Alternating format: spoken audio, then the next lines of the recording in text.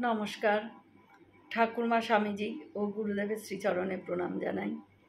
মায়ের কাছে আমরা কি বর চাইব সেই নিয়ে খানিকটা ব্যাখ্যা শোনাচ্ছি।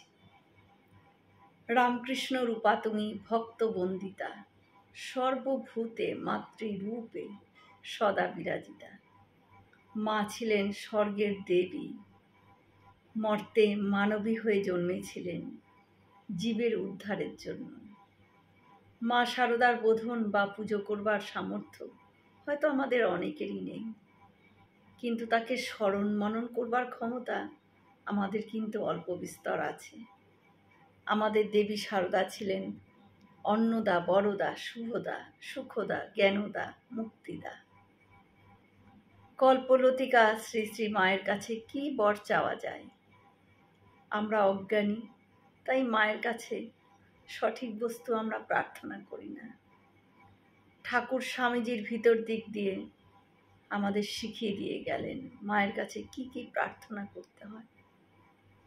অনশন ক্লিষ্ট মা ভাই বোনদের অভাব মোচনের উদ্দেশ্য নিয়ে দক্ষিণেশ্বরে মা কালীর কাছে স্বামীজি প্রার্থনা করেছিলেন, মা জ্ঞান দাও, বিবেক দাও, বৈরাগ্য দাও, ভক্তি দাও, অবাধ দর্শন দাও।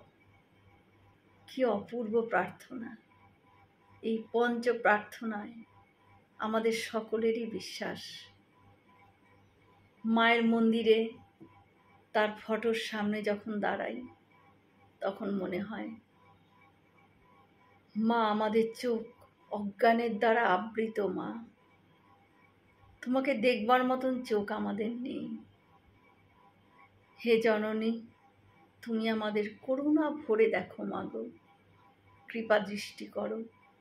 আমরা তোমার শরণ নিয়েছি, আমাদের উপেক্ষা করা তোমার সাজে না মা। হে মা সর্বমঙ্গলা, তুমি আমাদের সকলের মঙ্গল করো।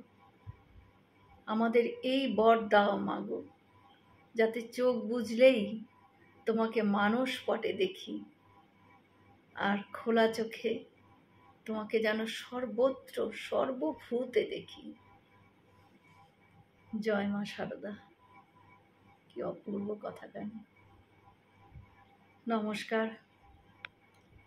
হয়তো অনেক ত্রুটি করে ফেললাম, ক্ষমা করে দেবেন। সকলে ভালো থাকবেন, সুস্থ থাকবেন। ঠাকুর মায়ের কৃপা দৃষ্টি সকলের ওপর বর্ষিত হোক। শুভরাত্রি।